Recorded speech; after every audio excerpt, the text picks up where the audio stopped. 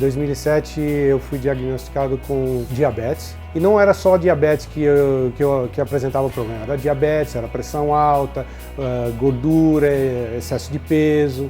Até que eu, vamos dizer, tomei um pouco de vergonha, né?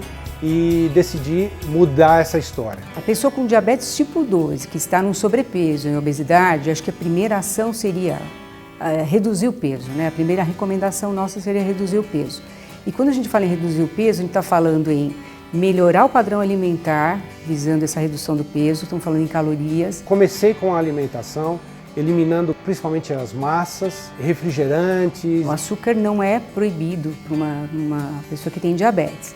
Agora, o açúcar ele é facilmente substituído na alimentação da gente, né? Por um edulcorante, por um adoçante, ou até eliminado, para que os outros tipos de carboidrato permaneçam na alimentação. Então, as frutas têm carboidrato, os pães, as massas têm amido, elas têm carboidrato também. Outro ponto super importante é o fracionamento da alimentação.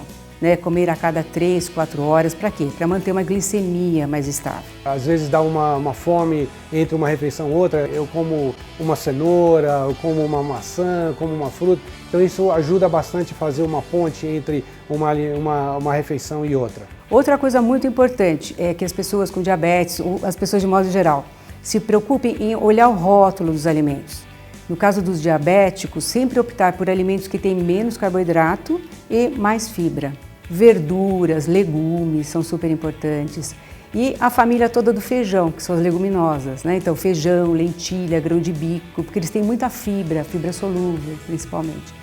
Então essas fibras vão deixar os carboidratos da alimentação com uma absorção mais lenta. E isso daí é super importante para o diabético. Eu acho que uma dica que a gente pode dar, né, para as pessoas que têm diabetes é aliar um controle alimentar, né, uma alimentação bem equilibrada, fracionada, à prática de exercícios físicos regulares. Depois de 6 meses no trabalho com a refeição, eu atingi uma condição que eu vi que a perda de peso ela começou a ficar mais lenta. Foi aí que eu entrei com um exercício mais continuado e de rotina. Então eu comecei a fazer ciclismo, eu fui começando com meia hora todos os dias, depois passei a 1 hora até atingir 2 horas por dia. Eu comecei a ter uma queda de peso bastante significativa e o grande prêmio disso foi hoje com a consulta de retorno do meu último check-up que eu fiz agora